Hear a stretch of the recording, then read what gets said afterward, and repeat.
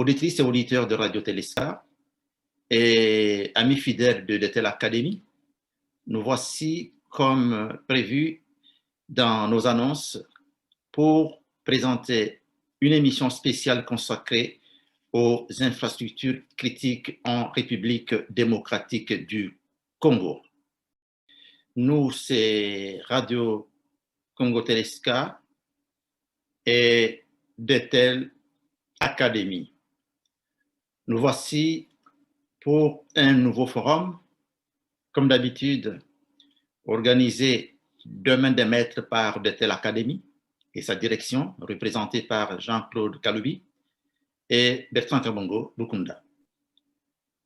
À la direction technique, c'est M. Honorable Vasco Mbouima Bakalala, assisté du jeune Brunel Moulumba.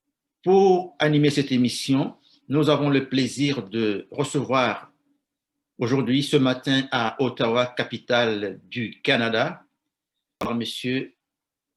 Patrick Kabongo. Patrick Kabongo, c'est quelqu'un qui n'a pas besoin d'être présenté en peu de temps.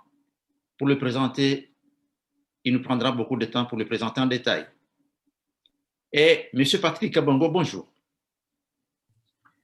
Bonjour. Heureux de nous honorer et d'honorer nos auditrices et auditeurs à l'occasion de la présentation de ce thème attendu qui a pour titre « Infrastructure critique en République démocratique du Congo ». Vous avez la parole, Patrick. Merci beaucoup, M. Charles, et bonjour, chers auditeurs. Je pense que M. Charles a vraiment tout balayé. En gros, on n'a pas besoin d'aller dans trop de détails. Il y a mon profil LinkedIn qui donne beaucoup plus de détails sur ce que je fais. Mais par rapport à la deuxième question de savoir comment est-ce que je suis arrivé à tomber dans cette sauce des infrastructures critiques qui paraît être un domaine assez complexe. En fait, tout est parti des observations et des questionnements internes. Je me posais toujours la question de savoir, mais qu'est-ce qui fait la grande différence entre notre pays et d'autres pays qui sont très développés et très avancés? Et cette question a tortillé mon esprit à travers mes différents voyages, mes différentes recherches, jusqu'à ce que mes lectures et différentes conférences me conduisent à découvrir ce concept des infrastructures critiques, de la planification des infrastructures. C'est ainsi qu'à travers ces recherches et lors de ma visite dans une université ici à Ottawa, à l'université de Carleton, j'ai découvert ce programme qui parlait des infrastructures critiques. Donc, en plus de mon intérêt existant et de ces découvertes, je me suis décidé de me lancer là-dedans pour une raison majeure. Il s'est fait qu'à travers plusieurs conférences auxquelles j'ai assisté, que ce soit Makutano, que ce soit d'autres interventions sur différentes chaînes, ainsi de suite, il y a toujours une préoccupation qui revient. Nous ne savons pas faire ceci parce que nous n'avons pas d'infrastructure. Nous ne savons pas produire parce que nous n'avons pas d'infrastructure. Alors, je me suis dit, 60 ans plus tard, est-ce que nous pouvons parler des infrastructures? Oui, nous pouvons en parler. Mais de quelle manière? C'est ainsi que j'ai commencé à faire la recherche et arriver à tomber dans ce domaine. Voilà. Et en plus de ça, ce n'est pas seulement de la recherche, mais c'est aussi mon domaine de travail. À travers ce que je fais depuis un certain nombre d'années, notamment dans l'analyse des risques, c'est l'analyse des risques qui porte sur des grosses infrastructures. Voilà un peu comment je suis tombé dans ce domaine. Très bien. La question qui nous préoccupe aujourd'hui, c'est celle de comprendre comment on peut utiliser les données et les questions relatives aux infrastructures critiques, comment on peut capitaliser cet aspect des choses afin que nous puissions relancer l'économie et relancer le développement en République démocratique du Congo. Voici ma deuxième question. C'est d'aller directement au cœur de la thématique d'aujourd'hui. Pourriez-vous nous décrire de manière à la fois académique et compréhensible pour tout le monde ce qu'on entend par infrastructure critique et en quoi sont-elles critiques?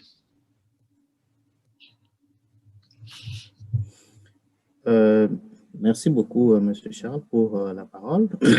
Avant que je ne puisse continuer, je voulais juste indiquer que je ne suis pas seul ici sur le panel. Je suis venu avec mon ami Franck Senda, qui est aussi en ligne ici. On pourra peut-être avoir l'occasion à un moment donné de s'introduire. Merci beaucoup. OK. La première question, si je l'ai bien saisie, elle est un peu longue, c'est comment capitaliser les données des infrastructures critiques. Est-ce que c'est bien ça? C'était ça la question. Non, la question, c'est de décrire, de faire une description, de jeter un regard, pour ainsi dire, surplombant, enfin panoramique, sur ce qu'on entend par infrastructure critique. Donc, il s'agit pour nous d'éclairer l'opinion, d'opérer une sorte de clarification conceptuelle du mot ou de l'expression pour qu'on puisse comprendre une expression à laquelle on n'est pas toujours habitué. Merci beaucoup. Et pour ça, je voudrais juste projeter un slide, si cela est possible. C'est bon, oui. Pour parler des infrastructures critiques, si nous avons déjà observé dans plusieurs pays, le pays est formé autour d'un certain nombre d'infrastructures. Ces infrastructures, ça peut être des infrastructures de transport, de communication, les écoles, tout ce qui constitue les infrastructures, on n'a vraiment pas besoin de les définir en tant que telles, parce que ce sont des choses qui sont connues. Mais là où je voudrais amener un tweak, c'est plutôt au niveau du mot critique. Pourquoi? Ce concept a commencé par les pays industrialisés, fortement industrialisés, qui se disaient, qu'est-ce qui arriverait à nous aujourd'hui, étant donné que nous dépendons fortement des technologies, si ces technologies et ces infrastructures qui sont interconnectées arrivaient à être mises en mal? Notre sécurité nationale en sera impactée et la sécurité de notre population en sera aussi impactée. Ainsi, ce concept d'infrastructure critique est différemment défini selon les pays, selon ce que le pays voit comme menace à l'issue de l'analyse des risques. Ainsi, par exemple, aux États-Unis, ils ont défini 16 domaines qui sont considérés comme des domaines critiques. Au Canada, il y en a 10. En Australie, il y en a 7. Donc, cela dépend d'un pays à un autre. Mais le concept en soi, comment est-ce qu'il peut être appliqué à la RDC, étant donné que la RDC n'est pas encore un pays industrialisé? C'est là où la particularité de la définition, cette évasité de la définition des infrastructures critiques peut bel et bien s'appliquer à nous. La première étape, c'est d'abord de définir qu'est-ce que nous, on veut entendre par infrastructure critique. D'accord? Je ne sais pas si j'ai répondu à cette première partie de la question. Bien, vous voulez que je continue à l'application au Congo? Vous pouvez continuer. OK. Alors. Vous pouvez ajouter quelque chose, Patrick? Oui, bien sûr. Oui, je m'appelle Franck Senda, je suis ingénieur mécanicien et toute ma vie, je l'ai parcouru ou je suis en train de parcourir dans le domaine ingénieur. Il est tout à fait naturel quand je vois la présentation des Patrick dans notre monde d'ingénieurs, ingénieurs mécaniciens de conception comme nous autres. Quand nous parlons des infrastructures, nous entendons les biens, les bâtiments, les trains et autres choses.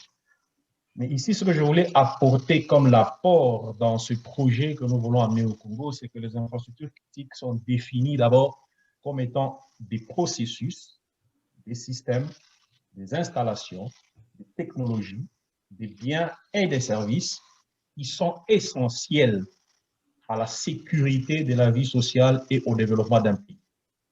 Donc, il faut d'abord ici enlever dans la tête l'ossature ou la dimension ou la compréhension du fait que nous pensons que quand nous parlons des infrastructures, il s'agit des bâtiments. Non, les bâtiments sont compris dans les infrastructures.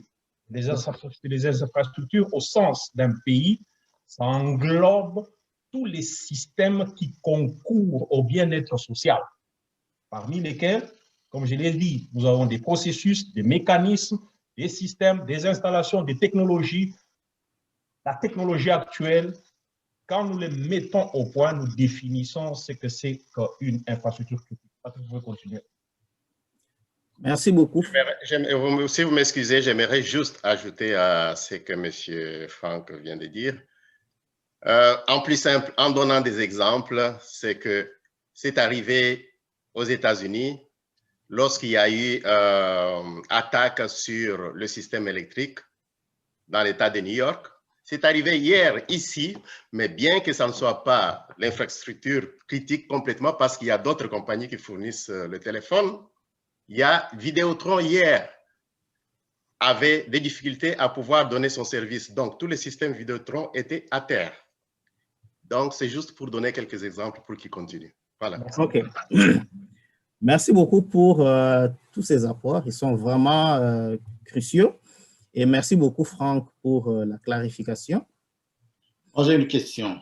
Oui. Avant de continuer, j'ai une question sur le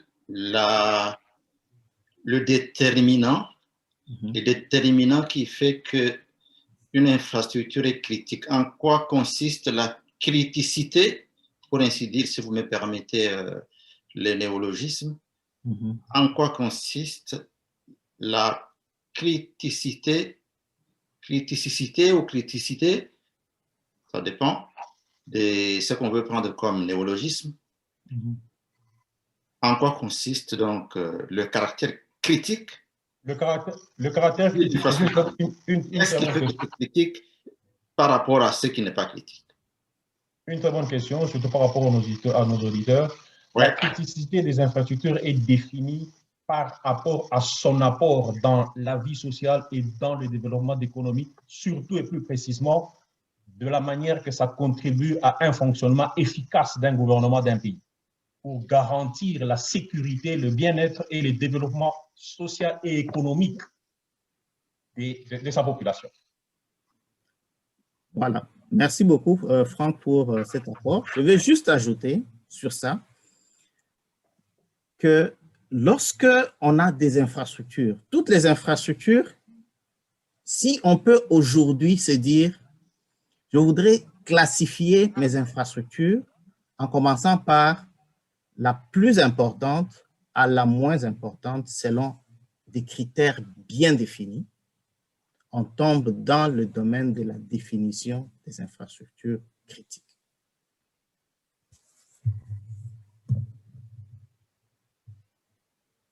Oui, c'est bon. OK? Oui. Voilà. Donc, c'est un peu de cette façon que nous répondons à la première question. Et la deuxième question, c'était laquelle, M. Charles? Oui, la deuxième question, c'était, je n'ai pas encore posé une deuxième question. J'avais posé simplement la question de clarification conceptuelle, vous venez de le faire, mais j'ai cru entendre, vous entendre dire que ce concept fonctionne ou fonctionnerait dans les pays industrialisé. Et le Congo, n'étant pas vraiment complètement industrialisé, c'est comme si par déduction, en partant de la prémisse qui dit que les infrastructures critiques opèrent en régime industriel, si donc un pays n'est pas industrialisé, la question ne se poserait donc pas. C'est ce que vous voudriez dire et ce qu'on pourrait tirer comme conclusion de l'affirmation selon laquelle la criticité d'une infrastructure va de pair avec l'industrialisation du pays et que donc un pays dont le degré d'industrialisation n'est pas encore conséquent, ce pays se verrait délesté, pour ainsi dire, dégagé du principe de l'exigence des infrastructures critiques. Je ne sais pas si je me fais bien comprendre. C'est juste des questions pour que nos auditeurs puissent comprendre. Ça peut servir à la fois les auditeurs et aussi les décideurs. Vous avez la parole. Merci beaucoup pour cette question. J'ai dit que le concept a été né à partir des pays industrialisés. Et tous ces pays ne définissent pas ce concept de la même manière, mais il est déterminant dans leur façon d'apporter de l'importance aux infrastructures. En partant de cette approche, ce concept peut bel et bien s'appliquer à notre pays. Ça nous permettrait de classifier les infrastructures que nous avons, de définir les priorités du gouvernement, de définir une série d'actions que le gouvernement et les décideurs peuvent entreprendre lorsque les infrastructures sont définies critiques. Et il y a une chose à retenir, cette criticité n'est pas éternelle, elle change. Ainsi, par exemple, on peut se dire, pendant mon mandat de 5 ans, ces infrastructures, selon les besoins du pays, ces infrastructures sont critiques. Je vais peut-être projeter ceci, par exemple. Je donne juste un exemple pour essayer de comprendre. Je suis en train de travailler sur ce fichier Excel où j'ai énuméré 11 secteurs comme étant des secteurs critiques, notamment l'éducation, les services gouvernementaux, l'énergie, le transport, les informations et communications, les eaux et les eaux usées, les finances, la santé et la salubrité, l'industrie, l'alimentation et la sécurité publique. Alors, une proposition comme exercice, je me dis de 2022 à 2026, tous les secteurs qui sont en rouge seraient des secteurs hautement prioritaires. Ceux qui sont en cette couleur amber suivraient en termes de criticité. Ceux qui sont en jaune auraient une criticité normale. Okay? Et de 2027 à 2032, cette classification peut changer.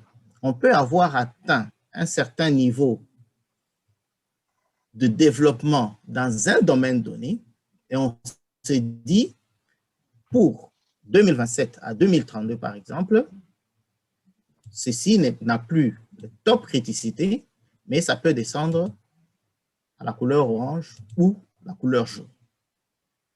Ainsi de suite, ça peut aller de mandature à mandature. C'est quoi l'implication de cette définition d'infrastructure critique selon les mandatures? L'implication, ça peut être, par exemple, de se dire, si nous avons l'industrialisation comme secteur critique pour les 10 ans à venir, quels sont les mécanismes qu'on peut mettre en place pour encourager les jeunes à s'intéresser à la question de l'industrialisation, encourager les universités à collaborer, et quels sont les différents secteurs publics et privés qui peuvent être encouragés à contribuer dans ces secteurs? Comment est-ce qu'on peut mettre un cadre juridique? Est-ce qu'il y a un cadre juridique pour le secteur que nous considérons comme étant critique cette année ou bien sur cette mandature? S'il n'y a pas de cadre juridique, le Parlement aura bel et bien un travail à faire parce qu'on ne peut pas considérer les infrastructures comme étant critiques alors qu'il n'y a aucun cadre juridique qui les gère. C'est un peu de cette façon que ce concept s'appliquerait à la République démocratique du Congo. Pour compléter, Patrick, si je veux intervenir un peu avec un œil tout à fait de l'ingénieur, l'objectif ici, on ne peut pas dire qu'il n'y a pas des infrastructures critiques. Il n'y a pas des infrastructures au Congo, les infrastructures, il y en a. Mais est-ce que la criticité telle que nous définissons les infrastructures critiques est-elle au Congo? Je ne pense pas qu'il n'y en a pas, parce que vous conviendrez que nous construisons les bâtiments, nous construisons les mines. J'étais en train de lire autrefois hier soir, j'ai appris que la mine la plus grande de cuivre, elle est au Congo. Elle est en train d'être très bien construite, elle est énorme, gigantesque. Elle attire les yeux du monde, tout le monde est arrivé vers là. Mais est-ce que nous pouvons classifier ça comme infrastructure critique par rapport à la politique que nous sommes en train de mener au Congo? Non, parce qu'il faut d'abord commencer par identifier qui sont les partenaires que nous avons à la table pour parler des infrastructures. Et quels sont les décideurs et comment est-ce que nous allons partager l'information que nous avons du point de vue des infrastructures critiques. On parle de parler de l'état juridique ou d'un appui juridique dans une infrastructure critique. L'objectif ici et la finalité des infrastructures critiques, c'est d'abord d'avoir une plateforme sur laquelle nous allons nous mettre tous autour d'une même table et se dire nous devons accroître la résilience de nos infrastructures. Pour accroître les infrastructures critiques, pour accroître la résilience des infrastructures, il faut identifier qui sont les partenaires autour des infrastructures critiques. Y a-t-il un système comme tel au Congo qui a identifié les partenaires pour créer une sorte de plateforme?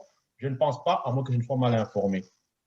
En plus, pour accroître cette résilience, la croissance de la résilience, elle est dynamique, elle n'est pas statique, comme Patrick vient de le dire. Ça veut dire quoi? Ça veut dire, eu égard aux sollicitations, les sollicitations, elles sont diverses par rapport à chaque infrastructure. Une infrastructure peut être sollicitée les plus que l'autre. Ça veut dire que le besoin à la résilience est dynamique, elle n'est pas totalement identique d'une infrastructure à une autre. Dès lors, la primauté et la nécessité des infrastructures sur lesquelles on doit se focaliser, elle est dépendante dans le temps.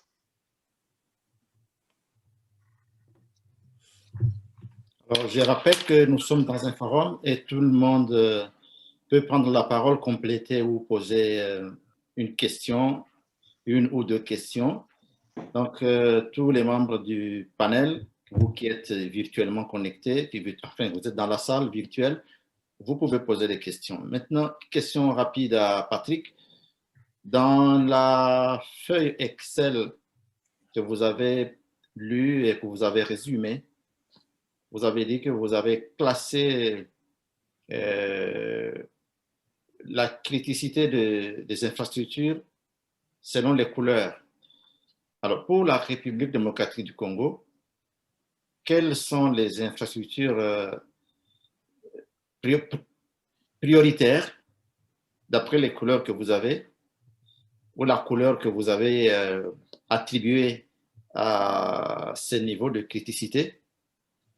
Au Congo, quelles sont? Vous pouvez nous citer 3 ou 4 infrastructures critiques selon vos études, selon votre relevé, pour ainsi dire, relevé de recherche et d'expertise. Merci beaucoup pour la question, M. Charles. D'abord, j'aimerais apporter un rectificatif. L'exercice de définition et de classification des infrastructures critiques ne peut pas être un exercice que je ferai seul dans ma chambre. C'est un exercice à faire entre différents partenaires, comme Franck l'a souligné ici. Ce que j'ai essayé d'écrire ici, bien de mettre dans ce fichier Excel, c'est une proposition, un modèle méthodologique qui peut être utilisé dans les discussions de manière à arriver à faire la classification. C'est en fait quelque chose qui peut servir de tableau de bord. Maintenant, les animateurs des différents secteurs qui sont cités ici se mettre ensemble selon une méthodologie claire, notamment une méthodologie basée sur le besoin, le risque arriverait à définir c'est quoi, et la vision du gouvernement arriverait à définir qu'est-ce qui est critique pour les 5 ans, qu'est-ce qui est de criticité suivante et qu'est-ce qui est de criticité normale. D'accord?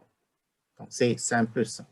Mais à partir des analyses personnelles, ça c'est une opinion personnelle qui peut être contredite ou complétée selon le cas, j'ai trouvé que nous avons un sérieux problème de l'éducation au Congo. Et pour moi, selon mes analyses, j'ai trouvé que ça pouvait occuper la première place.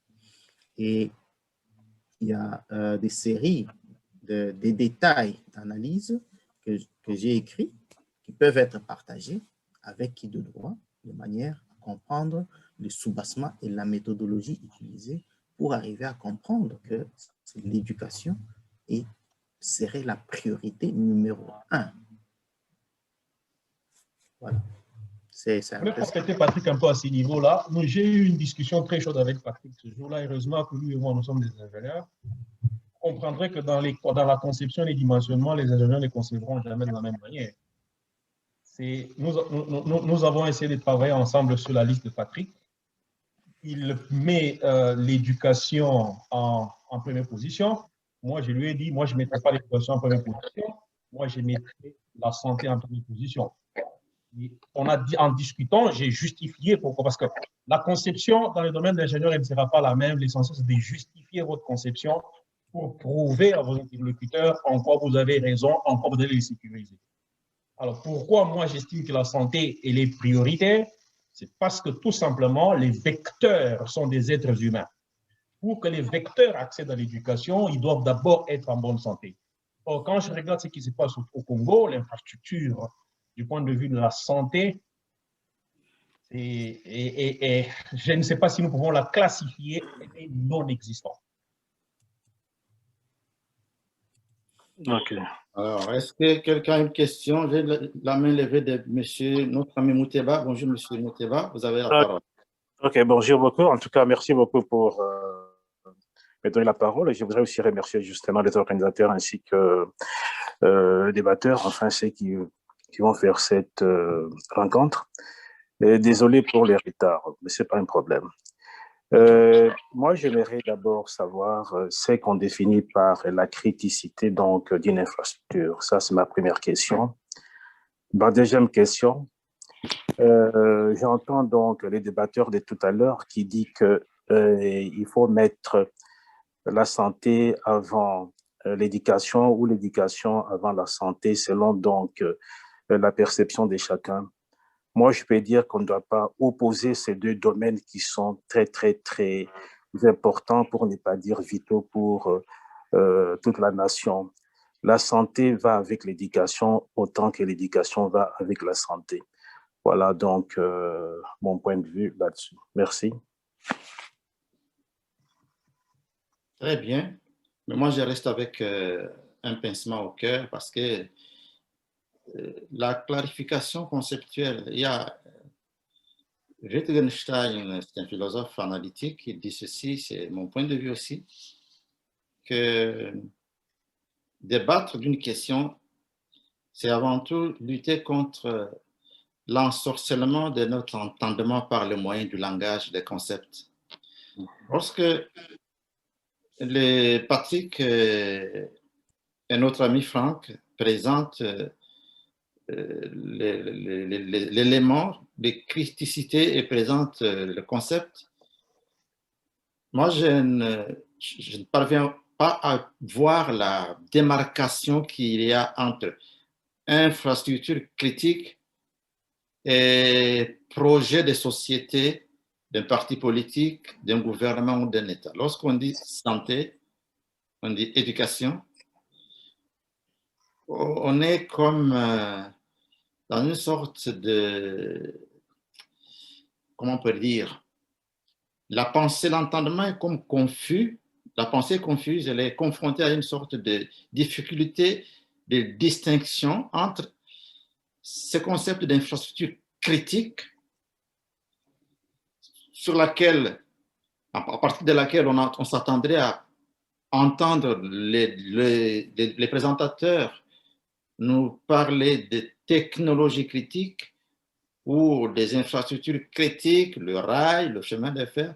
Maintenant, quand il commence à partir du modèle logique qu'il est en train de penser et pour lequel il appelle tout le monde à participer afin de dégager ce qu'est une infrastructure critique, nous voyons l'éducation, la santé, quelqu'un d'autre parlerait de l'économie ou, je ne sais pas moi. Donc, vous comprenez que nos auditeurs s'attendraient à voir ce concept, comme on dit, dégagé des oripeaux de la politique et de l'idéologie pour ne trouver qu'un concept purement technique, technologique, mécanique, industriel ou empirique. Parce que quand on parle de santé, c'est bon, c'est un concept de santé, il y a les hôpitaux. Si au moins vous dites les hôpitaux, quand on parle d'éducation, si au moins vous dites les bâtiments, les écoles, etc. Mais là, c'est encore une fois une question de clarification du concept. Là où les auditeurs s'attendent à ne pas tomber dans l'espèce de paradigme politique de éducation, santé. Comment vous voyez cette difficulté à distinguer entre les niveaux purement politiques, programmatiques, les niveaux d'un programme politique qui insiste sur la santé, l'éducation, et ainsi de suite. Vous connaissez bien les projets de société des partis politiques et des acteurs politiques. Comment pouvez-vous nous débarrasser de ces risques de confusion entre les deux dimensions, à la fois la dimension purement politique, politicienne, où on va en campagne, on dit, moi, ma priorité, c'est la santé, ma priorité, c'est l'éducation, ma priorité, c'est ceci. Et le débat technique pour lequel vous avez convié les auditeurs pour les éclairer sur ce concept qui, à mon sens, c'est un concept très fort, très fécond, très bien. Nous aimerions que vous nous éclairiez davantage en vous gardant d'emprunter le chemin ou le langage du politique, pour ainsi dire. Je crois que la question est très bien posée et elle s'assied exactement dans le fondamental de la complexité des infrastructures critiques. Ouais. Je vais faire la part des choses ici. Je ne vais pas parler en langage politique, je ne suis pas un et je suis plus technique. La vérité, c'est que pour parler à nos auditeurs, moi, je suis un mécanicien et j'ai travaillé dans les infrastructures nucléaires. Si je viens étaler ma connaissance des infrastructures nucléaires ici, je vais faire les auditeurs. Mais cependant, ce qui est certain ici, c'est ceci. La différence entre les infrastructures critiques que nous sommes en train de parler ici, les infrastructures ne comprennent pas seulement les bâtiments, comme on appelle des assets. Les infrastructures en dehors des bâtiments que nous voyons, en dehors de la productivité que nous voyons, les infrastructures critiques, malheureusement, incorporent les systèmes efficaces qui nous amènent à la production. Je vais donner un cas très spécifique. j'ai produit les produits pharmaceutiques radioactifs qu'on utilise dans le cancer. Les politiciens, ils vont parler en matière de faire l'argent, en matière de la technologie. Moi, je ne parlerai pas de faire l'argent ou de la matière. Moi, je vais parler de la technologie. Quels sont les éléments, quel est le système, quel est le mécanisme que je vais mettre en place pour que, dans les conditions de sécurité adéquates, que je parvienne à produire mes produits radioactifs. Ici, malheureusement, si je dois seulement m'atteler à la production d'un élément conçu et dimensionné, je vais m'écarter de la philosophie des infrastructures critiques. Malheureusement, les infrastructures critiques vont au-delà. Ce qui est différent avec les politiciens, c'est que les politiciens, quand ils viendront vous dire, nous allons vous créer des écoles, ils ne vont pas vous dire comment est-ce qu'ils vont créer des écoles. Ici, l'objectif, c'est de ne pas aller dire à la population que les infrastructures critiques vont vous créer des écoles. Non. Les infrastructures critiques vont vous amener un système qui vous permette à construire dans des conditions sécuritaires des normes standards acceptables, les bâtiments et à servir le système de l'éducation, par exemple. Je ne sais pas si Patrick peut compléter. Oh, c'est bon. OK. Merci beaucoup. J'ai une parole. OK. Oui, bonjour à tout le monde. Bonjour Achille. Oui, bonjour. Moi, j'aimerais juste, avant que Patrick puisse enchaîner, j'aimerais ajouter un élément. Je pense que c'est très essentiel. Et si on ne le tient pas en compte, c'est un peu comme si on courait vite à la besogne. Et les éléments que j'aimerais mentionner, parce qu'on parle, oui, dans la clarification conceptuelle même du terme ou du concept infrastructure, on a parlé des processus, on a un peu détaillé sur les déterminants, le criticisme même, ou la criticité de tous ces éléments et tout. Et vous êtes tombé, Franck a mentionné que non, lui pense que c'est la santé qui est très essentielle. Et Patrick, lui, par contre, il mentionne que c'est l'éducation. Moi, je pense pour essayer de trancher dans tout ça, dans le cas du Congo, je pense qu'il faudra qu'on puisse plutôt aller à développer des outils de mesure. Oui. Et aussi, cela va nous permettre d'amener ou de ressortir les différentes variables. Et ces variables-là, juste en les mentionnant, on soulève aussi beaucoup de problèmes dans le cas du Congo. La population, elle n'est pas recensée. Donc, il ne faut même pas courir plus loin à développer ou à mentionner que non, je pense que l'éducation est plus importante que la santé. Il nous faudra d'abord arriver à recenser notre population. Oui, parce que dans tout ce qu'on fait en discutant de l'infrastructure, le tout tombe sur la population. Parce que sans la population, je ne pense pas qu'on peut parler de développement et on ne peut même pas parler de ces infrastructures. Les besoins remontent de là, la population. Or, au Congo, on n'a pas recensé, on n'a jamais recensé notre population. Et je pense que pour cela, il faudra d'abord arriver à recenser notre population et par la suite développer les différents outils de mesure, faire ressortir les variables et avec ces variables, nous saurons par après définir les besoins et déterminer dans quel domaine est-ce qu'on peut placer comme critique, plus critique et ainsi de suite. Donc, c'est un peu ça que j'avais à ajouter comme contribution dans cette discussion. Merci. Je voulais ajouter quelque chose, Achille. C'est bien ce que tu es en train de dire. Quand bien même, il ne faut pas que nous devenions comme politiciens ici. Techniquement parlant, quand on parle des infrastructures critiques, quand bien même la population n'est pas encore inventoriée, elle doit vivre, elle doit continuer à vivre, et ça n'empêche pas de mettre des systèmes qui permettent un développement. Il y a par conséquent, si nous avons des infrastructures critiques bien définies, nous avons des facteurs de sécurité, des mailles sécuritaires.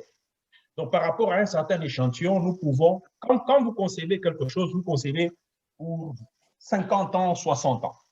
il est tout à fait naturel que dans 50, 60, 100 ans, la démographie va changer.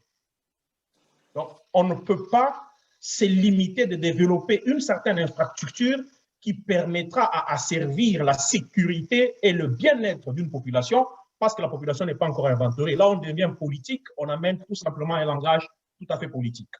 Ici, nous pouvons, en fonction de cet échantillon qui est là, cet imbroglio qui est là, si notre infrastructure critique est bien définie, nous allons avoir des marges sécuritaires et ces marges sécuritaires vont nous permettre de prédire un certain échantillon entre 50 ans et 100 ans, par exemple. J'aimerais un peu intervenir là-dessus. Oui, Walter. Je comprends bien toute la discussion et je comprends bien, particulièrement, j'adhère bien à ce que Achille vient de dire. D'abord, je vais mentionner une chose. Je ne considère pas que c'est une discussion politique ici ou un débat politique qu'on est en train de faire.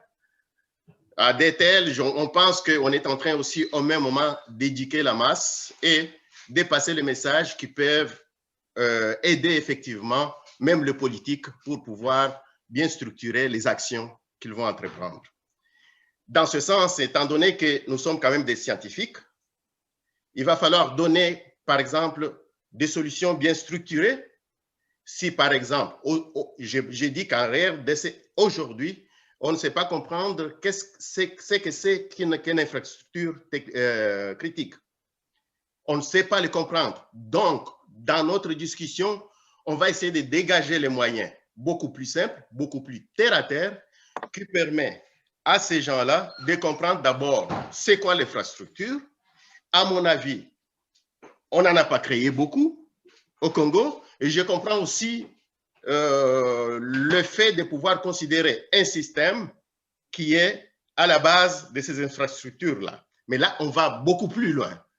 Et ça, le commun des mortels, y compris moi, je n'avais pas compris qu'effectivement, quand je vais partir de base à parler de l'éducation, je sais que c'est essentiel pour la population, c'est ça même le fruit du développement qu'on peut acquérir, et que je pouvais classer ça dans l'infrastructure critique. Parce que quand vous parlez de l'infrastructure critique, il faut comprendre que oui, il y a d'un côté le système ou l'infrastructure en question, l'autre côté, il faut définir sa criticité. Dans ce sens qu'il faut trouver maintenant des paramètres pour sécuriser cette infrastructure-là. Alors, ces deux choses-là, de la sorte que vous êtes en train de l'amener, personne ne peut vous suivre.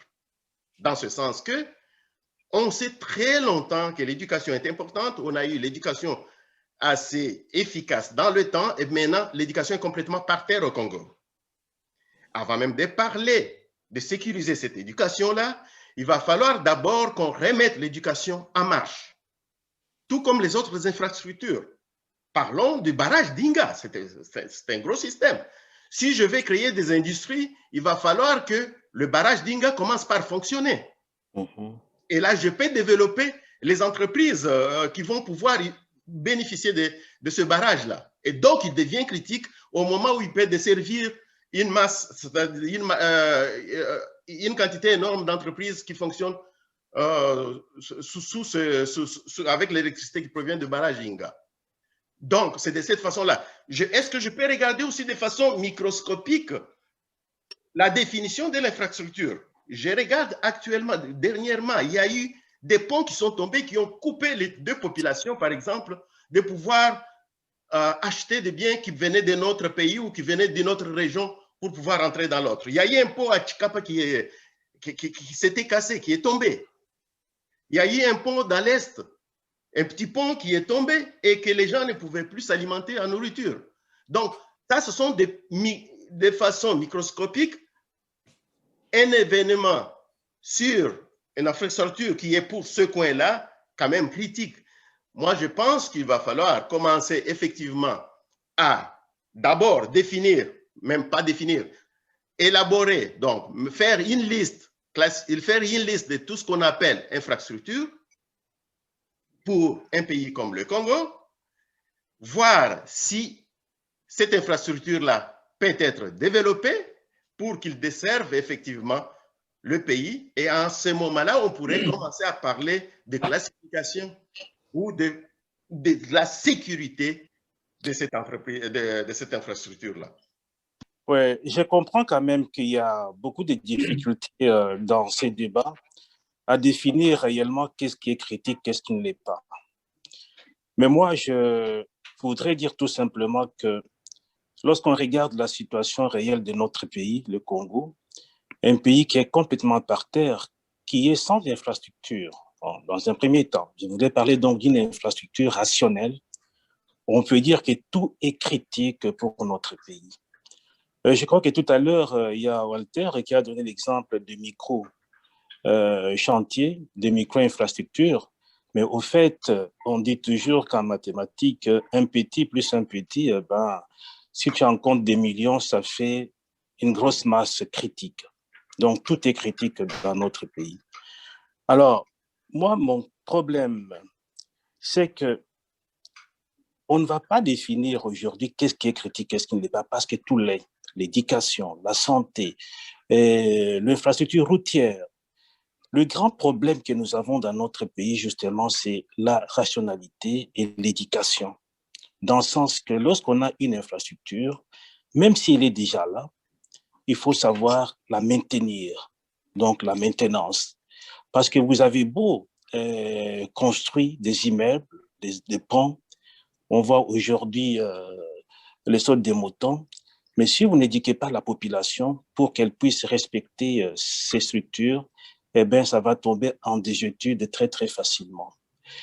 Et il y a aussi la dimension financière dans l'entretien ou la maintenance des structures. Ça, c'est un gros problème sur lequel, au Congo, nous devons justement mettre beaucoup d'importance. Aujourd'hui, on vient de recevoir 300 de bus, d'autobus, mais vous savez très bien qu'un bus, c'est sa vie, c'est toute une vie. Et pour vivre, il faut la nourrir, il faut nourrir les autobus. Il faut les entretenir. C'est comme un enfant, c'est comme nous tous. Si on ne s'entretient pas, au bout d'un certain temps, on tombe. Alors, dans un premier temps, moi, je pense que avant de parler de grosses infrastructures à long terme, voyons d'abord ce qu'on a sur place à moyen terme. Si on arrive justement à les supporter, à mettre suffisamment donc d'argent pour la maintenance et puis à les surveiller aussi, parce que l'infrastructure doit être surveillée comme un enfant, comme un bébé.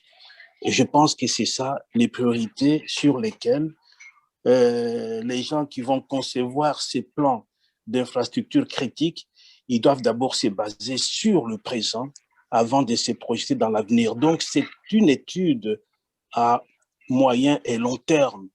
Mais dans le court terme, il faut concevoir quelque chose pour l'entretien, la maintenance.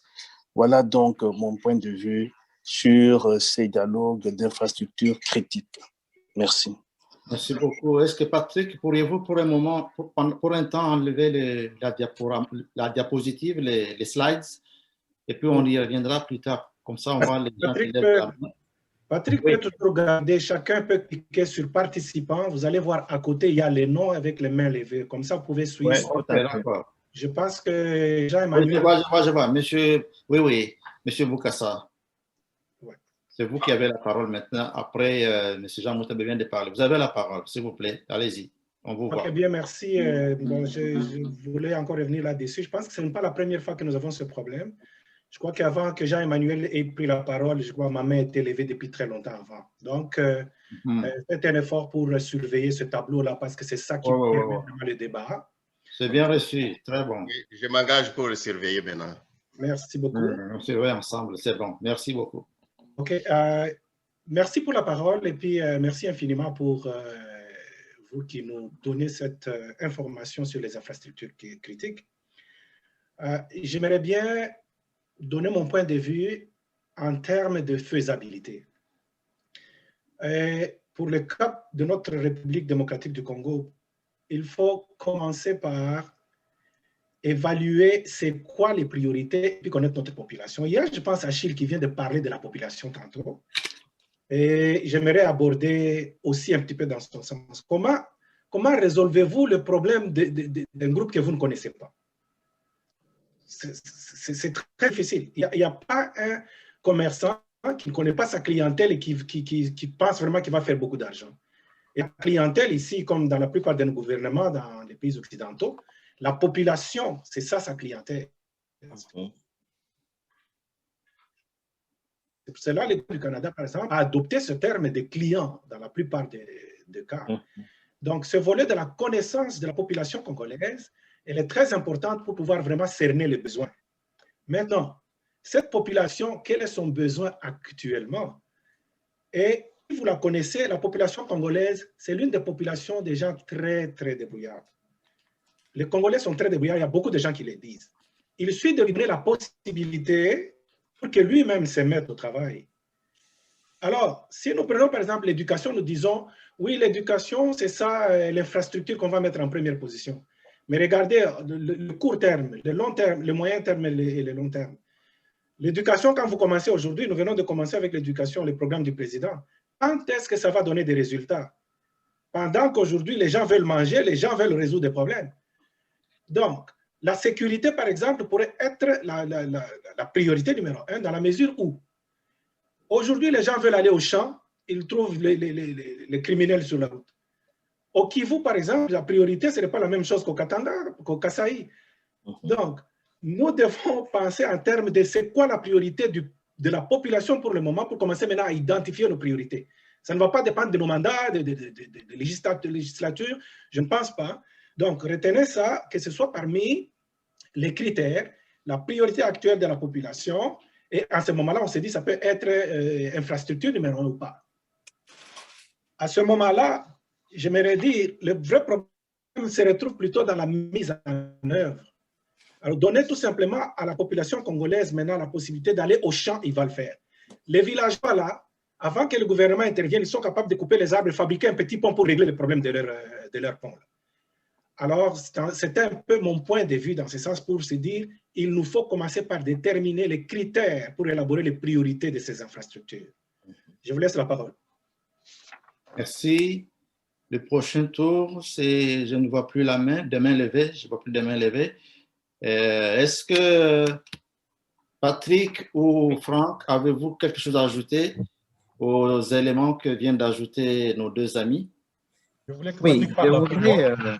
Je voulais que Patrick parle après moi. OK.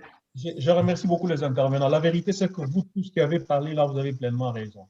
Dans un pays comme même pas un pays comme les nôtres, il faut ici reconnaître que les infrastructures critiques, si à la rigueur, il n'y a aucune infrastructure qui passe en priorité par rapport à une autre. Un pays est constitué, c'est un tout, c'est un ensemble de tous ces composants qui font un pays. Donc, si nous devons réellement, ici, c'est juste un point de vue. Moi, j'estime ceci, moi, j'estime cela. Mais si nous devons prendre un tout pour constituer un pays, il n'y a pas une seule infrastructure. Même quand on parle de l'éducation ici. Dans l'éducation, il y a combien d'infrastructures, des sous-infrastructures? Il y a les bâtiments qui constituent des infrastructures. Il y a l'enseignant, les corps enseignants qui constituent l'infrastructure. Il y a les corps des élèves qui constituent l'infrastructure. Il y a les meubles et autres qui constituent ces infrastructures-là.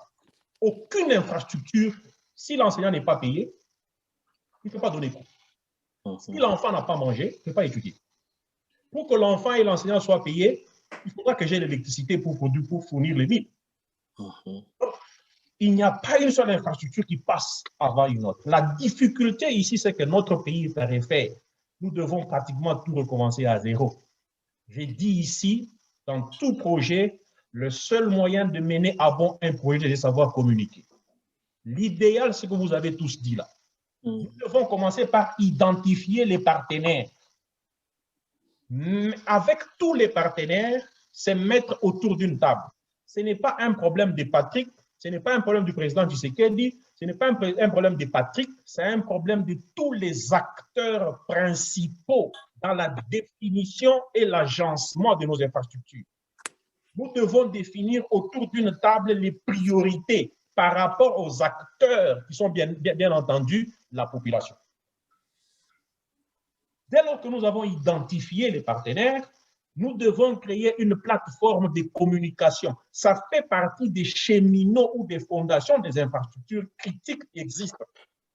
Identifier les partenaires, avoir une plateforme de communication pour partager l'information, pour partager le renseignement et surtout la protection de nos ressources, parmi lesquelles la population congolaise est la ressource la plus principale.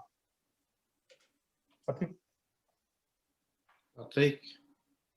Merci beaucoup pour toutes les interventions. Et je suis vraiment l'homme le plus heureux parce que je sens que les débats tant attendus est en train de prendre lieu. Pour résoudre le problème d'infrastructure d'un pays, ce n'est pas l'affaire d'un expert qui s'enferme dans sa chambre, qui fait un plan et le lance, mais c'est une affaire nationale. D'identifier les acteurs. Et ces acteurs qui sont les bénéficiaires, on doit arriver à exprimer, donc ils doivent arriver à exprimer leurs besoins. Et il y a une méthodologie pour ça. Lorsque on se réveille un matin, on dit, bon, je vais construire une route de grande envergure qui va de tel point à tel point. Ma question est de savoir, est-ce que la question fondamentale de c'est quoi le problème qu'on est en train de résoudre s'est-elle posée? Si cette question ne s'est pas posée, et si on ne peut pas démontrer que la construction de la route ici répond à la question qui avait été posée, eh bien, on peut construire une très jolie route, mais la population va rejeter cette infrastructure. Donc, dans toutes vos interventions, vous avez pleinement raison. Et ma question à vous tous aujourd'hui, c'est celle de savoir pourquoi, durant 60 ans, n'a-t-on pas ce débat et pourquoi les résultats de ces débats ne sont pas écrits, évalués et mis en pratique.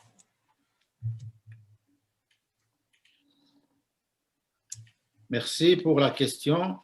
Nous vous la retournons également parce que vous faites partie du panel, mais sans vouloir scruter dans le méandre et deviner ce qui avait été dit à la conférence nationale souveraine, et sans aussi minimiser le travail effectué par les partenaires qui sont sur le terrain à travers les ministères concernés, notamment peut-être les infrastructures, les ministères du plan, le ministère de l'économie, le Parlement, sans minimiser le travail que toutes ces personnes font. Je pense que, pour répondre à Patrick, sans donner une réponse définitive, j'estime que quelque chose s'est déjà dit. C'est peut-être le suivi qui n'a pas été au rendez-vous, que peut-être la conférence nationale avait déjà abordé cette question avec les paradigmes et les outils de son temps, et que les partenaires respectifs sur le terrain, à travers les ministères concernés, qui travaillent en synergie, je pense qu'ils abordent aussi ces questions, mais peut-être pas à la hauteur de la façon dont ces questions sont abordées dans les pays développés comme le Canada et les États-Unis. Là, je suis d'accord avec vous, mais nous devons peut-être initier quelque chose comme ce qu'on est en train de faire maintenant à travers les forums, un débat, des discussions. Et de là, nous pourrons mobiliser, comme vous le demandez, les partenaires, créer une plateforme et puis installer un système de communication. Mais là, j'ai une question. Une question parce que maintenant, nous devons descendre, avoir les pieds sur terre. Nous avons parlé de l'éducation et de la santé. Nous semblons déplorer le fait que le système de santé et le système d'éducation ne semblent pas répondre au profil qui dicte la nécessité de criticité de ces deux infrastructures, à la fois sanitaire et éducative. Maintenant, question à tout le monde, principalement à ceux qui ont apporté le thème, qui ont demandé d'aborder ce sujet aujourd'hui. Quel serait pour vous le modèle ou le plan d'infrastructure ou la préfiguration organique? Quand je dis modèle, j'utilise l'expression dans le sens, mettons, sociologique ou dans le sens anglophone du patron, le modèle. Quand les gens font les habits de couturier, ils ont des modèles. Ils prennent ces modèles comme des calques, ils vont les calquer. Voilà le mot qui peut être utilisé. Quels sont les calques que vous apporterez qui pourraient être utilisés comme modèle, comme plan, comme code pour utiliser le langage des informaticiens que je ne suis pas? Quel est le code, quel est le programme, entre guillemets, quel est le modèle que vous proposeriez pour l'éducation et la santé dans notre pays? Quelque chose sur lequel on peut s'appuyer, qu'on peut regarder, dont on peut prendre comme une sorte de copie et réaliser, à implémenter, comme on peut le dire, en ce qui concerne la santé et l'éducation, afin d'en faire des infrastructures, comme vous le dites, critiques. La question est ouverte à tout le monde, principalement. Elle est posée à Patrick et à Franck, qui nous ont apporté ce sujet très intéressant. Avez-vous un modèle? Une copie que nous pouvons utiliser au Congo en changeant ce qu'on peut changer, mais on a une copie, on regarde la copie et on installe. Donc, des pièces détachées, pour ainsi dire, les mécaniciens sont là, des pièces détachées qu'on va monter au Congo sur place, en ce qui concerne la santé et l'éducation. Me dit que si aujourd'hui nous devons parler de l'éducation et de la santé, n'étant pas expert de l'éducation ni expert de la santé, nous n'avons pas, à travers le modèle proposé ici, défini que c'est la santé et l'éducation qui sont les priorités numéro 1. Notre approche ici, c'est une approche méthodologique. Et je ne serais pas tenté de tomber dans la même erreur où, dans mon coin, dans ma chambre, je définis et je dis c'est ça. Mais par contre, l'approche ici, c'est de susciter l'intérêt des différents acteurs, d'appliquer une méthodologie rigoureuse, stricte, qui permettrait à ces différents acteurs d'arriver à une classification. Pourquoi la classification? La classification, bien que toutes les infrastructures soient importantes dans le pays, la classification est un élément important pour tenir compte des ressources qui sont limitées. Sinon, on ne ferait jamais rien si on veut s'engager sur tous les fronts à la fois. Une des approches serait, par exemple, de se dire de ces différentes infrastructures critiques, lesquelles sont budgétivores, trop budgétivores, c'est juste un critère que j'essaie de donner, lesquelles peuvent pousser les bénéficiaires à une autonomisation et lesquelles peuvent générer des résultats qui peuvent être utilisés dans d'autres infrastructures. Cette analyse globale ferait que nous arriverons non seulement à une classification, mais une interdépendance entre les différents secteurs qui bénéficierait au final à la population. Donc, c'est un peu ça, ma façon de répondre à cette question. Je ne sais pas si Franck a quelque chose. Ma question n'est pas vraiment de revenir sur la définition, la classification. La question, c'est de se demander si, parce qu'on a constaté que l'éducation est en train de s'écrouler, bien avant du temps de Mobutu, etc., et que la santé également.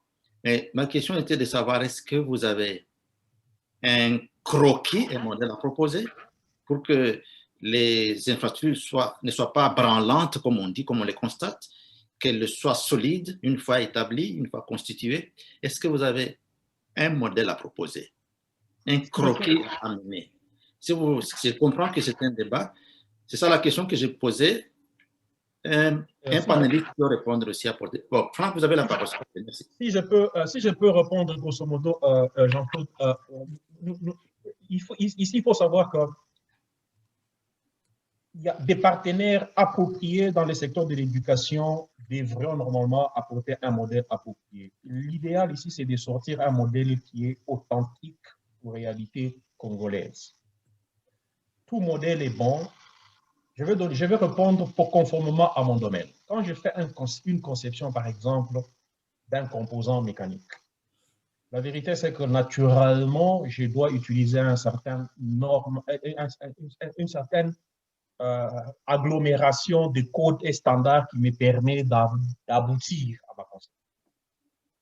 Je vais mettre tous les codes et standards sur ma table. Par rapport à mon besoin idéal, je vais choisir ou sélectionner un code et standard les plus appropriés ou les normes les plus appropriées. Si je dois parler des modèles, je ne peux que parler des modèles des pays dans lesquels j'ai évolué. J'ai évolué en Afrique du Sud, j'ai évolué au Canada, j'ai un peu visité Singapour aussi.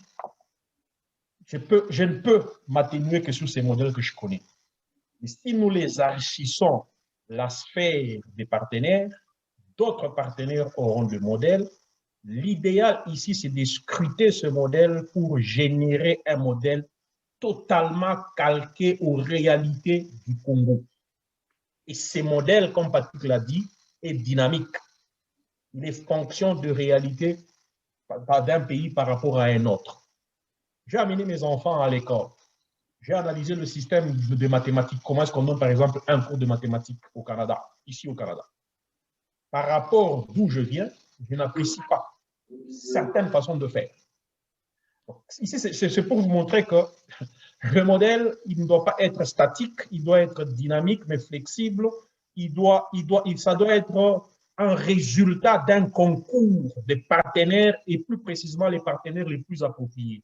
Voilà pourquoi j'ai aimé Patrick quand il a commencé, il a dit, il n'est pas un expert qui est assis dans sa maison de vouloir générer les choses. Non, il amène seulement des choses. Nous amenons des choses à la table. Avec différents partenaires, nous allons avoir des résultats escomptés. Très bien. Je suis... Il y a quelqu'un qui a levé la main. C'est qui est encore là? Oui, vous pouvez... Non, moi, c'est moi qui ai appuyé. Ah oui, il y a quelqu'un. Monsieur Boukassa. Je disais que j'ai un peu de difficulté à comprendre tout le concept, dans la mesure où j'aurais bien voulu qu'on se dise, voilà notre problème, voilà comment est-ce que nous allons y arriver. Je ne comprends pas exactement. L'infrastructure, comme vous pouvez le constater, vous qui êtes encore qui avez des connaissances dans ce domaine, vous savez très bien que c'est très complexe. Dans la situation du Congo, évidemment, j'ai vu Christian tantôt demander est-ce qu'il y a un modèle, est-ce qu'il y a... Je pense que c'est le même problème que je rencontre aussi. C'est quoi exactement qui est le problème du Congo? C'est quoi qu'il faut faire? Est-ce qu'il nous faut réunir des partenaires? Avant de réunir des partenaires, celui qui va le faire va d'abord commencer par identifier un problème. Il a dit, voilà, j'ai tel problème. J'ai besoin de partenaires ou de parties prenantes pour donner des idées dans la résolution de ce problème. Donc, pour moi, est-ce que nous pouvons identifier vraiment c'est quoi le problème en termes d'infrastructure du Congo? Est-ce que c'est un manque des gens qui réfléchissent là-dessus que nous voulons constituer? J'ai proposé, je ne sais pas si vous pouvez voir le slide. Oui, très bien, on te suit bien, oui. OK. Alors, il y a 7 orientations stratégiques que j'essaie de proposer de manière à ce que nous puissions cheminer dans la même direction. Je comprends, ce sujet, c'est un sujet complexe. pas seulement pour nous Congolais, il est complexe dans tous les pays. Ils affirment ça, que ce soit aux États-Unis, au Canada, c'est un sujet complexe. Mais ça vaut la peine que nous puissions en parler, parce que si nous n'en parlons pas maintenant, ce qui va arriver, c'est que nous aurons des îlots, des infrastructures qui sont faites, mais qui pourront ne pas nécessairement répondre aux besoins ou bien aux problèmes des Congolais. Et j'aime cette approche de dire résoudre les problèmes des Congolais. Il faudra que ces problèmes soient identifiés. Alors, c'est quoi les axes, les orientations stratégiques que j'ai proposées ici? C'est d'abord, je me dis, la démarche, ce serait créer une entité qui devra faire l'état des lieux des infrastructures. Savoir c'est quoi qu'on a comme infrastructure. En bon état ou en mauvais état, les identifier. Ensuite, identifier la composition du portefeuille de l'État en matière d'infrastructures critiques. Et troisièmement, permettre à chaque agence responsable des secteurs d'avoir une représentativité effective dans le Conseil national des infrastructures critiques. Ça peut être une infrastructure, une institution qui existe, mais à laquelle on donne cette mission, ou ça peut être une nouvelle. Tout dépend de l'approche. Ensuite, élaborer une stratégie nationale des infrastructures critiques. Créer un cadre juridique pour régir le fonctionnement des secteurs critiques. Avoir un partenariat public-privé dans le domaine des infrastructures en vue de le rendre attractif aux investisseurs et créer un engagement de la population en matière d'infrastructures critiques. Les points tels qu'ils sont cités ici, ce n'est pas un ordre absolu, c'est un ordre qui peut être permuté de manière à ce que, sur le plan stratégique, on puisse atteindre les résultats. Et si je peux résumer ça en 3 points, c'est d'abord évaluer où est-ce qu'on est. Deuxièmement, c'est dire où est-ce qu'on veut aller. Et troisièmement, définir les moyens dont on a besoin pour arriver là où on veut. Et enfin, avoir des mécanismes pour nous dire, est-ce que nous sommes en train d'aller là où nous avions défini comme point de chute? Voilà un peu ce que je peux apporter comme réponse à la question de notre ami Bokassa. Est-ce que, Monsieur Bokassa, est-ce que vous êtes satisfait de la réponse? Avez-vous besoin que l'on complète la réponse? Vous avez la parole pour réagir. Non, mais je suis très content. Là, ça donne au moins l'orientation. Donc, je comprends ici, nous avons des orientations stratégiques. Ce que je peux juste apporter comme conseil, c'est que maintenant, il faut vraiment commencer par faire un état des lieux sur place pour savoir s'il y a déjà une organisation qui fait ça, quel est le débat qu'ils ont déjà porté et comment est-ce que nous pouvons nous insérer dans ça ou comment est-ce qu'une autre organisation, c'est comme dans la matière de programme. Quand un gouvernement veut lancer un programme, il veut d'abord étudier est-ce qu'en dehors du gouvernement, il y a d'autres organisations qui font déjà sur leur apporter des idées. C'est un petit peu ça que je voulais avoir. Merci pour la clarification. Merci beaucoup. Je vois Jean-Claude qui a une main levée. Oui, Jean-Claude, vous pouvez parler, s'il vous plaît? Oui, merci. Est-ce que vous m'entendez? Oui. Parfaitement. On vous entend. OK, merci.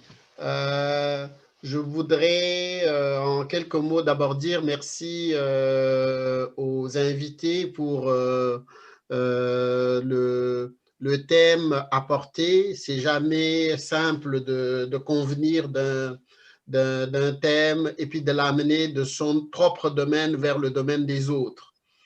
Je profite de l'occasion pour aussi remercier tous nos amis et organisateurs et membres qui sont pris avec d'autres rendez-vous en ce moment, mais qui suivent à la radio ce qui est en train d'être échangé. Juste avant cette exposition des orientations, Patrick et Franck nous ont amenés sur des mots qui ont fait réagir. Et je suis content que les gens aient réagi parce qu'on n'entre pas dans ce champ-là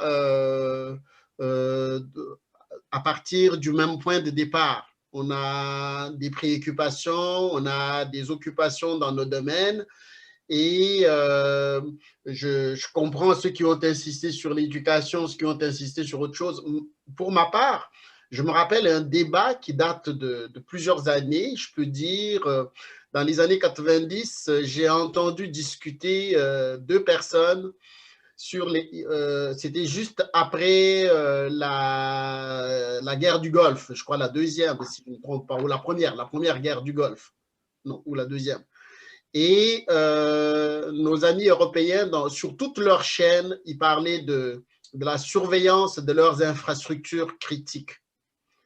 Et à cette époque-là, ils parlaient beaucoup plus de partout où il y avait des stocks de pétrole, stocks d'essence, à la fois parce qu'il y avait rareté dans la chaîne de fourniture, mais aussi parce qu'ils craignaient les attentats. Bon, mais à l'époque, quelqu'un a aussi abordé quelque chose concernant l'Afrique. Et un ami a posé la question de pourquoi vous autres occidentaux, vous ne voulez pas élaborer un plan Marshall et aller aider l'Afrique avec ça. Les experts occidentaux qui étaient autour de la table ont dit non, un plan Marshall ne peut pas fonctionner chez vous parce qu'il n'y a pas de structure et il n'y a pas d'infrastructure adaptée.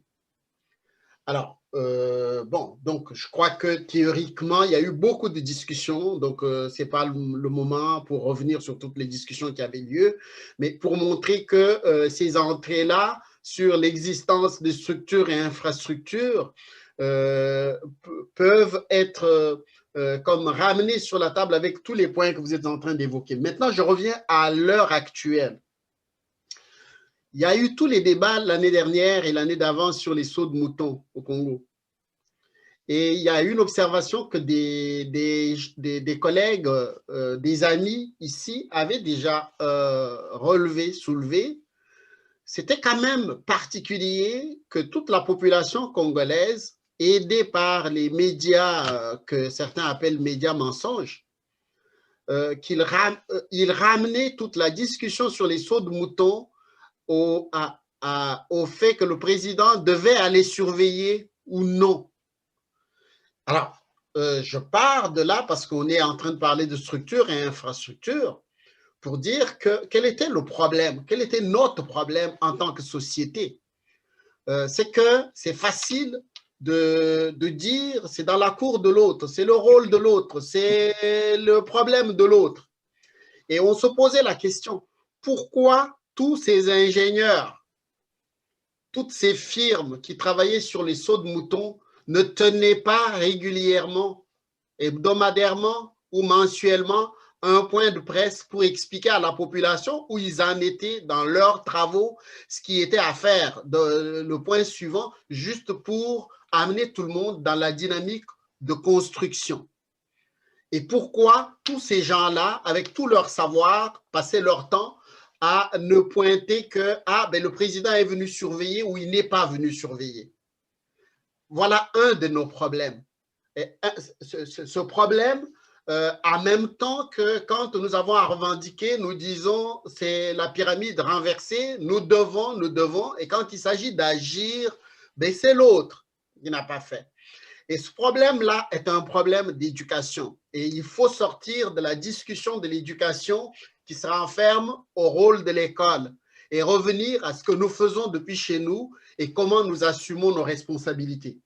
J'aimerais bien, pour terminer là-dessus, relancer encore Patrick et Franck sur le fait que cette idée de pyramide renversée, qui est la préoccupation normalement commune pour le développement, pour le bien-être de tout le monde, comment ils réagissent à cela et comment ils le rattachent à leurs orientations.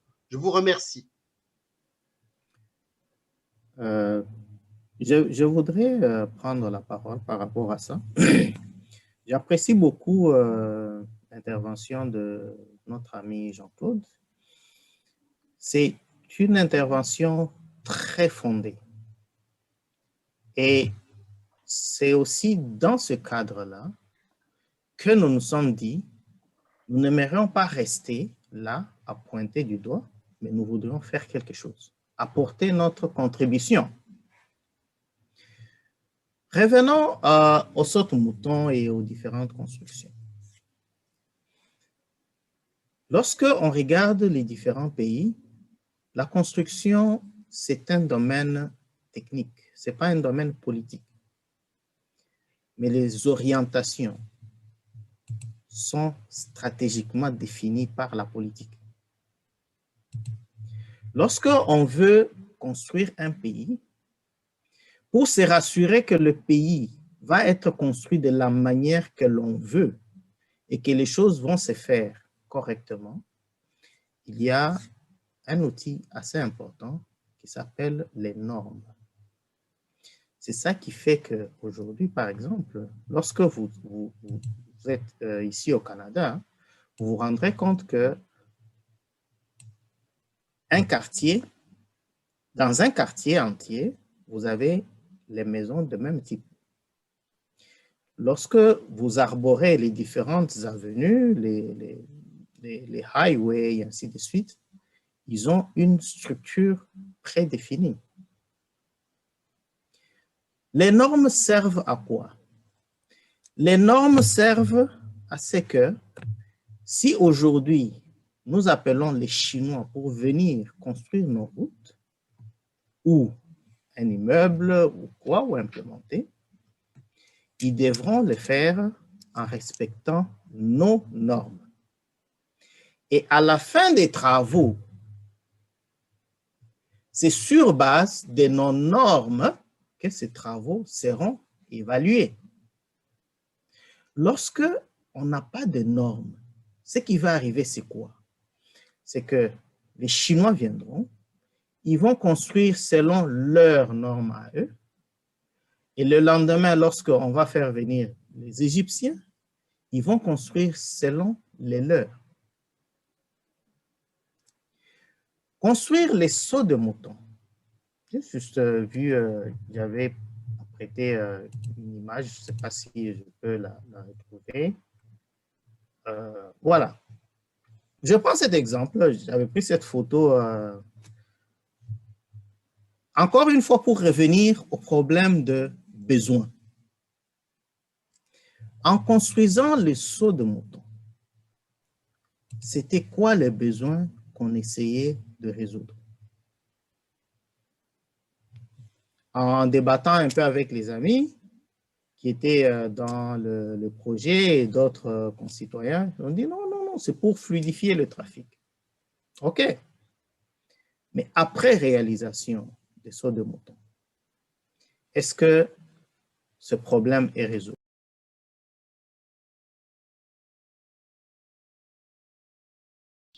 Quels sont les autres problèmes qui sont créés? Je donne un exemple. Si un seul véhicule tombe en panne sur une de ces deux bandes, qu'est-ce qui arriverait au trafic?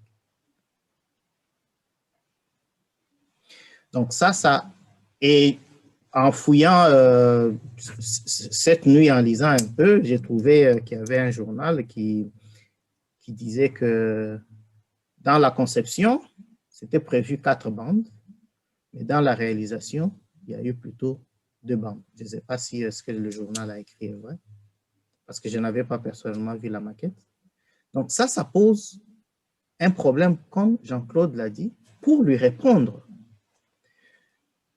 Une infrastructure telle que celle-ci, c'est un projet technique qui doit avoir un gestionnaire de projet et les différents personnels. Et ces personnes ont chacune un rôle à jouer. On ne peut pas blâmer le président parce que le saut de mouton n'a pas été bien construit.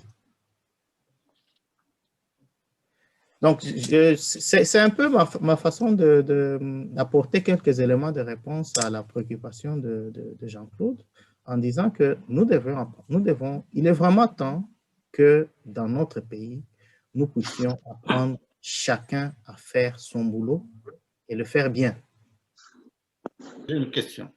Dans Restons sur ce point-ci, s'il vous plaît. Une question des auditeurs. Le projet de Sœurs de Mouton que vous êtes en train de présenter, dont vous présentez une photo ici, est-ce que... Ok. Première question. Donc, tu fais l'examen, quoi? Première question, est-ce que... On vous entend... Est-ce que... Tu vas le faire où? Attention, s'il vous plaît, nous sommes en direct, s'il vous plaît, vous pouvez couper votre micro pendant qu'on pose la question à Patrick. Est-ce que ce projet pouvait être considéré comme faisant partie d'une infrastructure critique? Première question. Deuxième question, est-ce que le projet n'a-t-il pas souffert du manque d'un plan des infrastructures comme on en trouve ici au Canada? Il y a Infrastructure Canada. Comme le disait bien Jean-Claude, est-ce que les personnes qui étaient chargées de conduire ce projet, est-ce que ces personnes étaient-ils structurées? Y avait-il une plateforme, comme on venait de le dire avant, technique qui devrait piloter, entre guillemets, conduire ce projet? Deux questions donc. Est-ce que le projet fait partie d'une infrastructure critique à l'heure actuelle en République démocratique du Congo? Première question. Deuxième question, y avait-il une structure, un plan, une plateforme, un organe officiel, technique, chargé de ce projet, ou tout simplement, je ne sais pas comment ça s'est fait, d'après vous, Patrick, qui pensait à introduire cette technicité au Congo en termes de politique des infrastructures critiques? Deux questions donc qui sont posées, vous avez la parole. Et puis Franck, avant qu'ils nous prennent la parole, excuse, il y a deux mains levées et avant ces mains-là, je voudrais préciser que je ne voudrais pas faire dérailler la conversation là-dessus pour tomber dans le politique parce qu'il y a des choses qui ne relèvent ni de sa responsabilité, ni de son expertise, parce qu'il y a toujours des chaînes de décision, il ne faut pas se prendre à la place d'un autre. Donc, restons dans ce qui est nos responsabilités et nos capacités. Sinon, on va tomber dans les débats de Top Congo et ses amis. Je pense que ce serait bon de prendre les autres mains avant de lui rendre... Qui a la parole? Qui prend la parole? Walter et Jean. Walter ou bien Jean Mouteba? Oui, je vais prendre. Merci. Je voulais donc répondre à Patrick concernant les normes et les codes, bien sûr, sur les infrastructures. Je pense quand même que notre pays, le Congo, on a des normes parce qu'on a des structures, que ce soit gouvernementales ou des structures donc de privés, de particuliers, des organismes privés, notamment l'ordre des ingénieurs, l'ordre des architectes. Bon, il y a beaucoup de structures quand même qui ont tracé ces normes-là. Mais le grand problème que nous avons, c'est le respect des normes et la capacité de les imposer justement aux contracteurs. Donc, l'homme revient toujours au centre de la réalisation des bonnes infrastructures. Les normes, on peut en avoir par milliers, mais si vous ne respectez pas, c'est ça les grands problèmes. Ça veut dire que même au niveau de la programmation des infrastructures critiques, on peut bien établir une bonne planification, mais encore faudrait-il qu'on ait deux moyens pour les imposer afin que ça puisse intégrer les programmes politiques. Parce qu'en fin de compte, la finalité de tout projet, c'est son utilisation, son intérêt dans la masse. Et qui a capacité justement de faire implémenter une infrastructure, c'est le gouvernement, c'est la politique.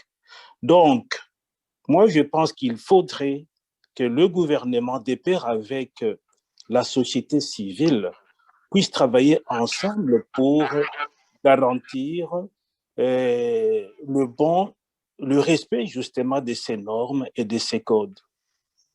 Et si effectivement vous avez un projet dans ce sens, moi je dirais que vous ne devriez pas faire cavalier seul. Il faudrait justement que vous soyez en synergie avec l'autorité publique afin que tout ce que vous aurez produit, que vous les fassiez bien sûr, comme on a dit tout à l'heure, en connaissance des causes, parce qu'il y a certains éléments qui vont vous permettre d'établir votre code ou les normes. Ces éléments-là, vous ne pouvez les avoir qu'auprès donc du gouvernement, notamment la répartition de la population qui est très importante. Tout à l'heure, on a dit qu'une infrastructure peut être critique pour une région, mais pas pour une autre. Donc, la connaissance de la population est importante et vous devez justement faire un effort pour travailler avec l'autorité publique. Voilà ma proposition. Merci. Je crois que Jean vient de dire ce que je voulais effectivement dire, mais je vais revenir à la question de Patrick tout au début, à savoir que depuis 1960 jusqu'à pas penser. Je prends la parole pour dire qu'il reste quelques minutes. OK. Je ne vais pas être long. Qu'on n'a pas pensé à parler d'infrastructures critiques. Effectivement, il y a Charles qui avait dit qu'il y avait la conférence nationale qui est souveraine qui avait traité de cette question-là. Et je sais très bien que après cette conférence-là, j'ai eu pas mal de collègues de pays africains et de partout, et même des Européens, qui avaient félicité vraiment les travaux, le résultat de cette conférence nationale-là. On avait dit qu'on n'avait jamais vu un travail professionnel et de qualité de cette nature-là. Alors, maintenant, si je reviens à ce que Jean vient de dire, au sujet des normes, il faut savoir que pour tout projet qui va se faire ou qu'on veut entamer, particulièrement partout, pas nécessairement chez nous au Congo, il faut vraiment reconnaître le caractère multidimensionnel de chacun de ces projets-là. Vous venez de parler des normes. On vient de dire aussi que les normes, on ne les respecte pas chez nous. Alors, pour pouvoir respecter ces normes-là, il faut voir aussi l'aspect législatif qui existe et même le renforcement de cet aspect-là juridique pour quand même avoir un bâton pour dire les normes ne sont pas respectées, il faut les respecter à un autre moment, à un moment donné. Je prends l'exemple des voitures pour parler des normes. Je vois maintenant les voitures, on amène des voitures qui ont des volants à gauche, d'autres des volants à droite, et ça passe, et puis on circule avec ça au Congo. On ne respecte pas les normes, parce qu'au Canada, je ne peux pas faire venir une voiture qui a un volant à droite, et on va m'obliger de pouvoir changer cette voiture-là et la ramener aux normes canadiennes pour pouvoir la conduire, avant de la conduire. Donc, c'est de ça qu'on parle. Il y a aussi cet aspect multidimensionnel qui doit être considéré lorsqu'on parle des différents projets, quel que soit le projet qu'on va faire au Congo. Voilà, merci. Alors, merci. Je vous rappelle que nous n'avons plus que 15 minutes qui nous restent pour terminer l'émission. La programmation me fait voir qu'il nous reste 15 minutes. Si nous pouvons rapidement poser les dernières questions et nous résumer en répondant aux questions. Est-ce que quelqu'un d'autre a une contribution à apporter? Je voulais donner une contribution par rapport à ce que Jean Mouteba vient de dire. Franck, oui. Les normes au Congo, il y en a. Les normes au Canada, il y en a. Il y a les normes aux États-Unis. Mais les normes, c'est toute ma vie. Je vais donner un exemple. Quand nous travaillons dans un domaine nucléaire, par exemple ici au Canada, et que vous voulez dimensionner les contenants pressurisés, le Canada a une infrastructure qui statue sur les normes à utiliser. Dans cette infrastructure-là, le Canada vous dira si vous voulez dimensionner ou concevoir et dimensionner un contenant pressurisé, par exemple, de telle capacité, utiliser la norme américaine, parce que la norme américaine est une norme réputée. Et dans le domaine du nucléaire, il y a des normes américaines il y a des normes russes, il y a des normes chinoises.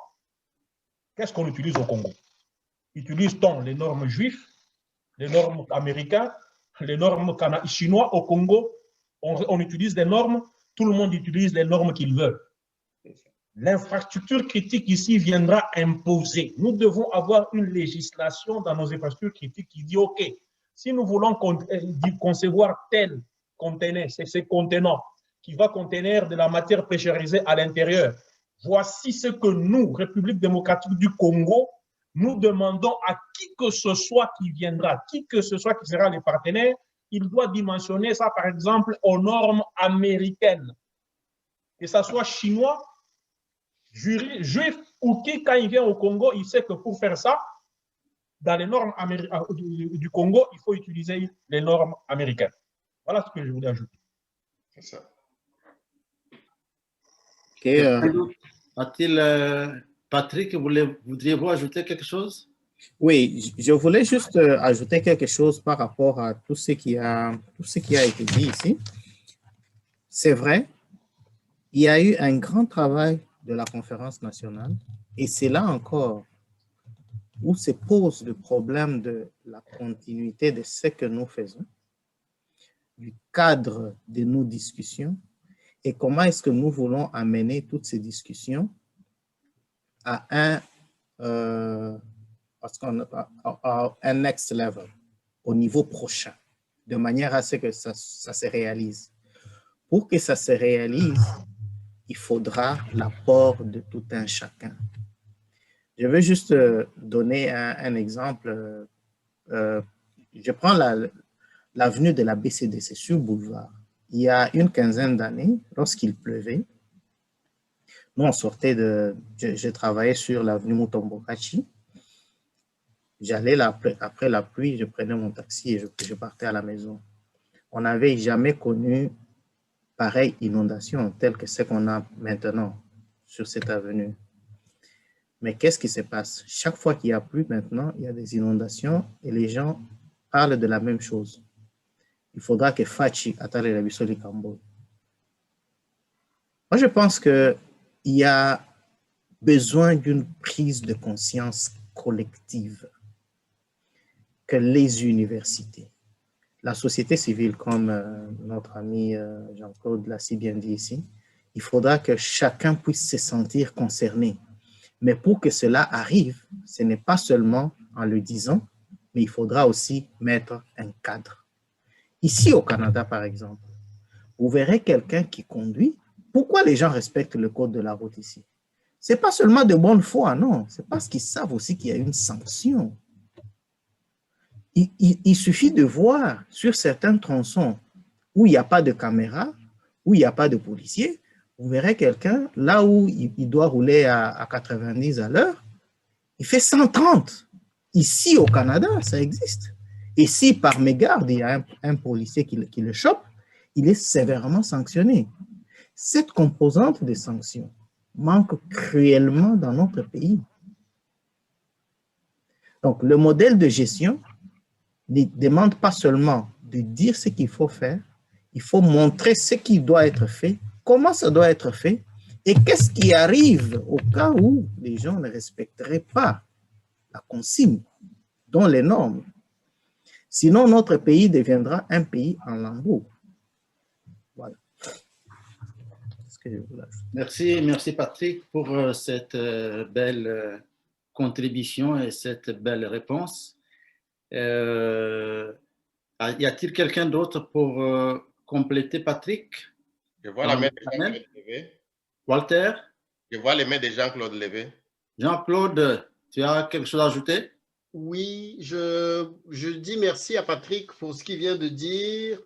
En même temps, j'ai noté dans les interventions de M. Boukassa, de Walter et de Jean des éléments que Patrick et Franck ne doivent pas oublier. Les éléments suivants de mon point de vue, à partir de ce que j'ai noté là, c'est que nous devons sortir de la manie de l'accusation des autres et de la manie des clips, de l'autopromotion. dans notre pays parce que tout le monde, quand il prend la parole, il essaie de pointer d'abord les responsabilités des autres avant de pointer les siennes. Nous sommes, le Congo est un pays, je ne sais pas s'il est en voie de développement dans le classement, mais en tout cas, c'est un pays à infrastructure à construire ou en construction. Donc, tout ce que, dans chaque domaine, on va énumérer énormément de choses qui sont à faire. Mais nous savons aussi que l'une des premières choses se passe dans le mental de chacun des Congolais. J'aime bien une des expressions de la charte de l'UNESCO qui écrit que puisque les conflits naissent avant tout dans les têtes des humains, c'est dans les têtes des humains qu'il faut aller les attaquer pour les détruire, sinon réduire leur capacité de nuisance. Si je copie l'analogie, je dirais il faut voir comment chacun, à chaque niveau, doit contribuer à aller travailler dans les têtes du voisin et dans nos propres têtes pour pouvoir apporter notre contribution de façon concrète sans juste passer notre temps à critiquer les autres. Oui, Jean-Claude, merci beaucoup. Patrick, oui. Est-ce que vous pouvez nous commenter ce que vous nous présentez maintenant? Qu'est-ce que vous voulez dire? Oh, ça, c'était un slide que j'avais préparé. Nécessité de la standardisation, normes de construction. C'est toujours bien parce qu'on apprend. C'est une plateforme, un forum pour apprendre. Oui, je regardais juste une photo prise au niveau de l'échangeur délimité et je me posais la question. De part et d'autre, il y a cette route qui n'a pas de tracé à gauche et à droite, il y a une route qui a un tracé. Est-ce que ce tracé a un sens ou bien c'est juste quelque chose de fortuit et pourquoi il n'y en a pas de l'autre côté? Donc, c'est là où, encore une fois, on a, à un moment donné, on a besoin des normes lorsqu'on fait des constructions. Et tous les tracés qu'on a au niveau des routes, par exemple, ont un sens. Merci beaucoup. C'est pour cela que nous avons besoin, le pays a besoin des intellectuels, de tout le monde, l'apport de tout le monde, les universités, IBTP, tout le monde qui est là. Normalement, ils devaient voir ça. Toi, tu as vu, les autres ont vu. C'est toujours bien, notre pays nous appartient, c'est à nous de le transformer. Ce n'est pas les Chinois qui viendront le faire, ils pourront le voir, ils ne vont pas modifier, mais vous avez vu, très bien, félicitations et bravo. Merci beaucoup. Est-ce que une dernière question à Patrick et Franck. Quelles sont les démarches concrètes qu'ils ont entreprises pour connecter à ceux qui œuvrent sur le terrain de façon à répondre, à aller dans le sens de leurs objectifs? Oui. Vous avez la question? Oui. Personnellement, j'ai entrepris beaucoup de démarches pour entrer en contact avec des collègues qui sont à la présidence. J'ai eu quelques contacts. Je ne parle pas de la présidence, Patrick, je m'excuse. Oui, j'essaie. Sur le terrain, je parle du terrain. Oui, le terrain, ce n'est pas la présidence. Bon, je suis en train de venir. Donc, j'ai contacté des personnes à la présidence et j'ai aussi des contacts dans des universités, notamment l'université de Mbuji-Mayi, l'université de Kinshasa, l'université de Lubumbashi. Et j'ai aussi des amis qui travaillent dans des entreprises privées avec lesquelles on est en train de mettre cette plateforme en musique. C'est vrai que le début ayant été toujours difficile, des fois, il y a des gens qui s'intéressent, il y en a qui ne s'intéressent pas vraiment, mais je me dis, on est déterminé à faire avancer ceci, et ça sera peut-être pas la seule émission, mais nous aurons l'occasion d'aller de proche en proche de manière à ce que nous puissions drainer le plus de gens.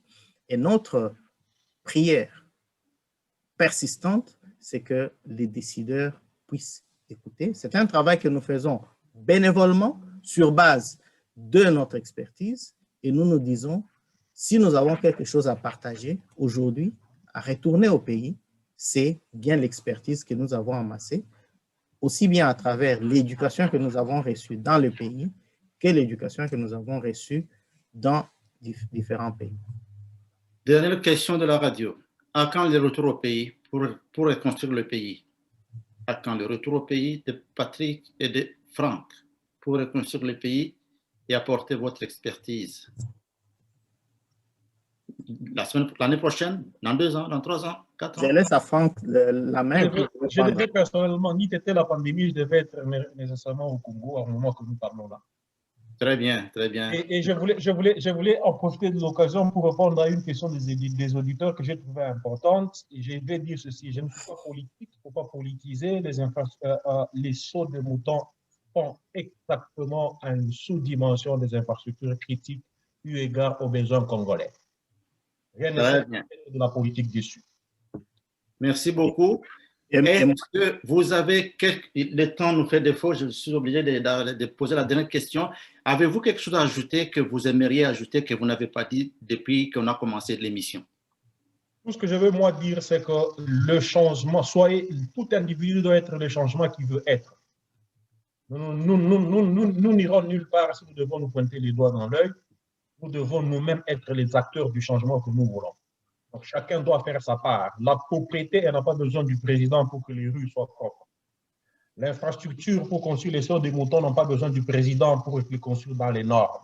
Donc, ça dépend de nous et acteurs principaux, majeurs de nos infrastructures. Merci. Merci beaucoup. Patrick, avez-vous quelque chose à ajouter?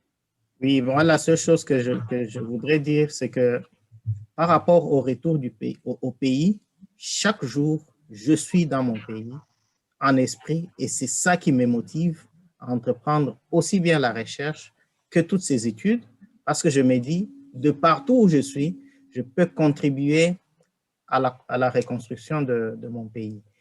Et comme l'a si bien dit Franck, une invitation à tous, que nous puissions chérir notre pays et que nous puissions faire un pas, une moindre contribution de manière à ce que ce pays puisse avancer dans la bonne direction. Merci beaucoup. Ça, c'est le signe d'une rationalité de la science active, la science amoureuse de son pays, la science en action, avec conscience, la science aussi avec âme. Merci, auditrices et auditeurs de Radio Telesca. Merci, fidèles amis de d'Etel Academy. Nous sommes arrivés à la fin de cette émission. Nous vous remercions de votre fidélité. Nous remercions les présentateurs de cette émission, surtout les animateurs, ceux qui ont apporté les thèmes, la thématique intéressante sur les infrastructures critiques en République démocratique du Congo. Nous avons cité M. Patrick Kabongo et Franck Senda.